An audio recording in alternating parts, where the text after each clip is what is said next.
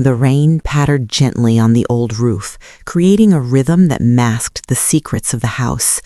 I walked through the dim hallway, my hands trembling slightly. The air felt heavy, as if it knew the weight of lies hidden within these walls.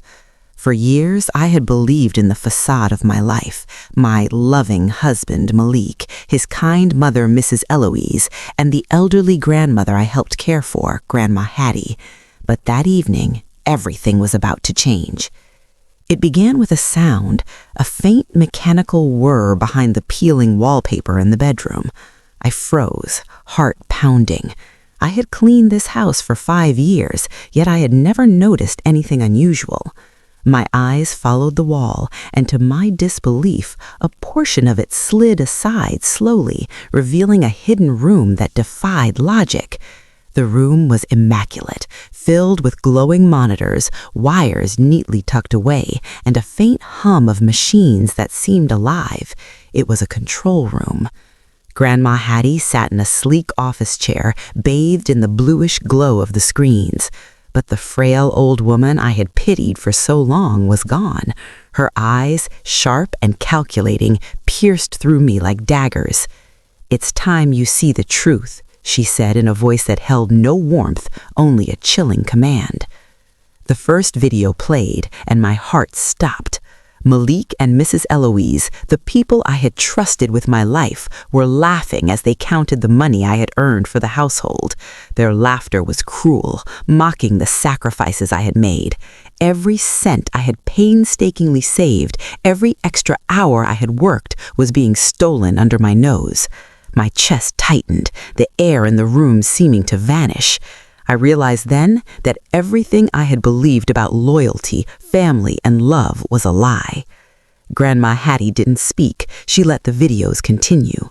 A recording from 2 weeks ago showed Mrs. Eloise attacking her own mother-in-law, the woman we all thought helpless and weak.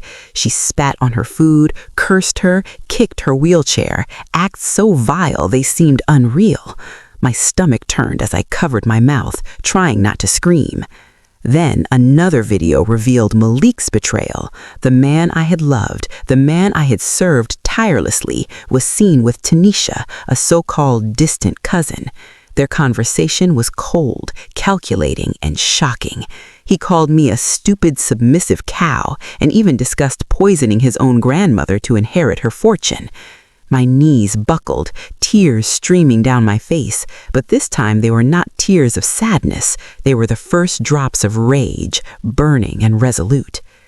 Grandma Hattie finally turned to me. Her gaze was stern, commanding.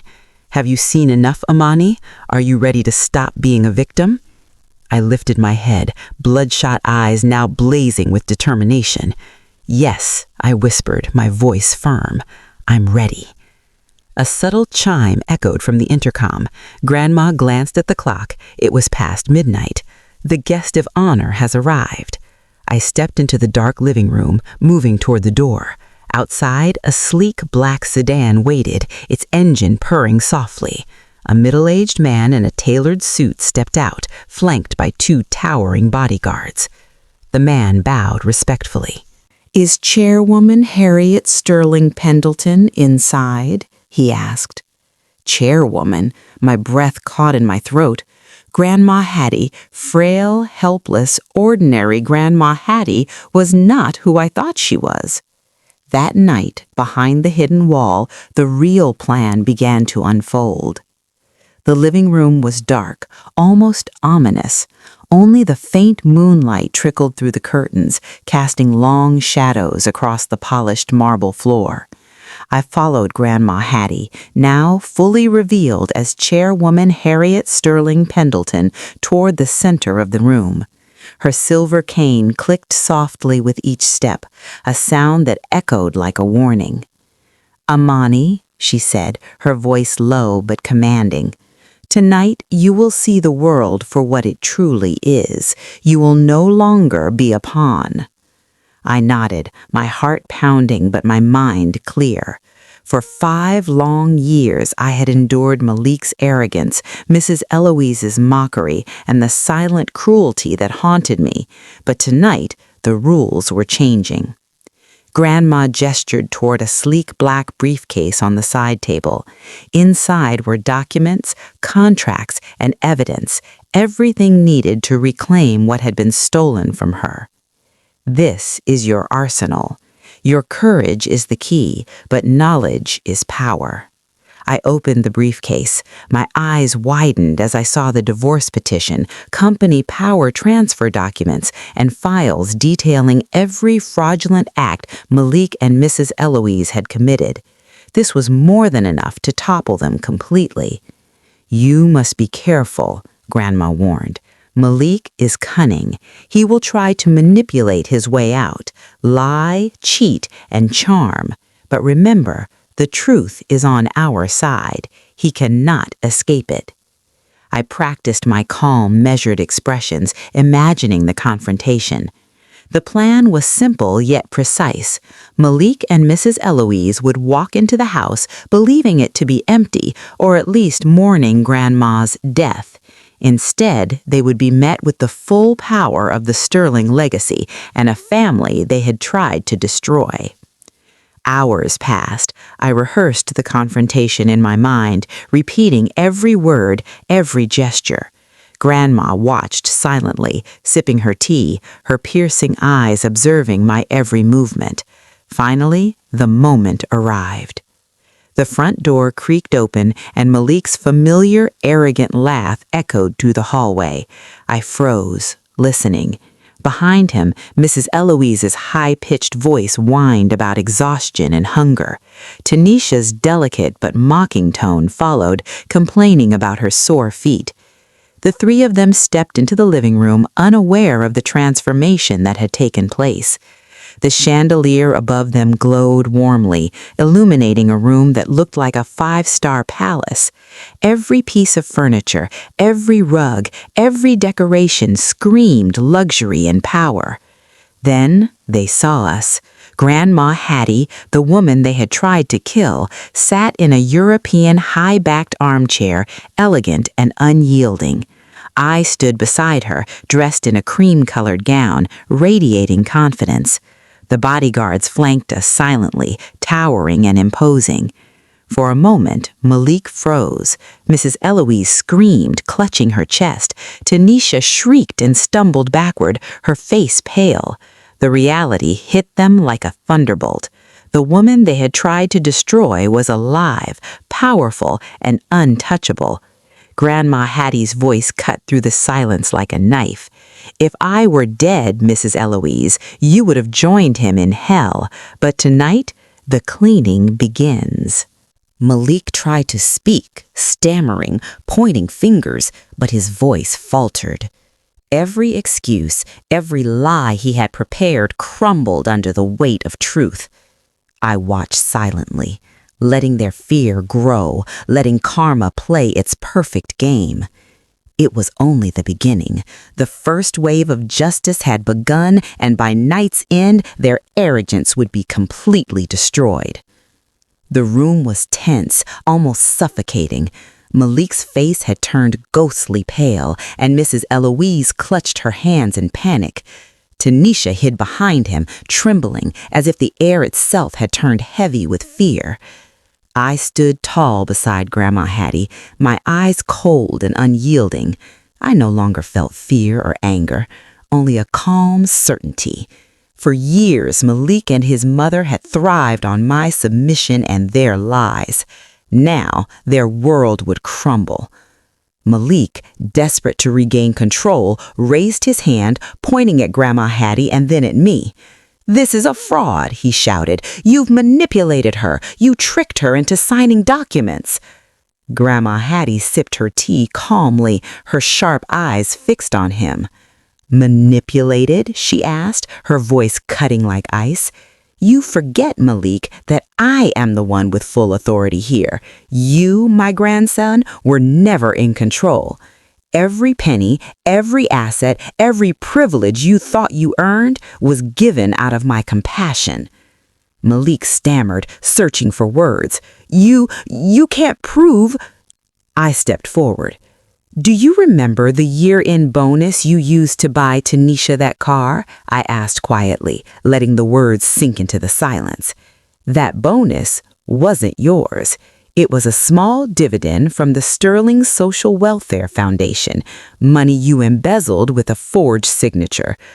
Malik's face went pale. Tanisha's eyes widened, realizing the truth. The arrogance, the power, the illusion of control, they all shattered in that single moment. Grandma Hattie's gaze softened, turning toward me. Intelligence can be learned, but a heart of gold is rare. You, Amani, are my true legacy. Then Tanisha, trembling, finally spoke. Her voice shook, but it carried the weight of truth. "It's not just him," she shouted, pointing at Malik and Mrs. Eloise. You both tried to poison her. Every morning, illegal drugs in her tea to weaken her, to make her die quietly." A silence fell. Malik's jaw dropped. Mrs. Eloise's face drained of color. The crimes they had hidden for years now lay bare in the open. Mr. Sterling Vance, who had been quietly observing, finally spoke. "Enough. The confession has been recorded. CCTV and evidence have been secured. Police are on their way." Within moments, the side door opened. 3 uniformed officers entered, their presence authoritative and unyielding. Malik and Mrs. Eloise's faces turned white, their eyes wide with panic. "You are under arrest," an officer said firmly, reading their rights. Handcuffs gleamed under the chandelier as Malik struggled, but the police quickly subdued him. Mrs. Eloise screamed, rolling on the floor, pleading and crying, but no one comforted her. Tanisha, as a key witness, was also taken for questioning. I walked to the pile of their belongings, the shopping bags, suitcases, even their dirty laundry, and with cold detachment threw the trash bag at Malik's face. "Take this with you. Leave nothing behind. From this moment, you are nothing. Not a husband, not a mother-in-law, not family, just strangers." The officers escorted them out. Their screams echoed through the house, but eventually faded as the police cars disappeared into the night. I breathed in the fresh air, a weight lifted off my chest. Behind me, Grandma Hattie sat, elegant and calm, sipping her tea. Her faint smile was one of victory, justice finally served. The villains had fallen, the oppressors were gone, and for the first time in 5 years, I felt peace. The morning sun filtered gently through the large windows of the house, casting a golden glow across the polished floors and elegant furniture. The air smelled faintly of fresh flowers, mixed with the lingering aroma of Grandma Hattie's tea. Everything was calm, peaceful, and safe, a stark contrast to the chaos of the past months. I walked slowly through the garden, leaning lightly on my cane. The koi pond shimmered under the sunlight, and the soft sound of water flowing over the rocks created a serene melody. Birds chirped, the flowers swayed in a gentle breeze, and the house finally felt like a true home. Grandma Hattie joined me, her own steps slow but steady.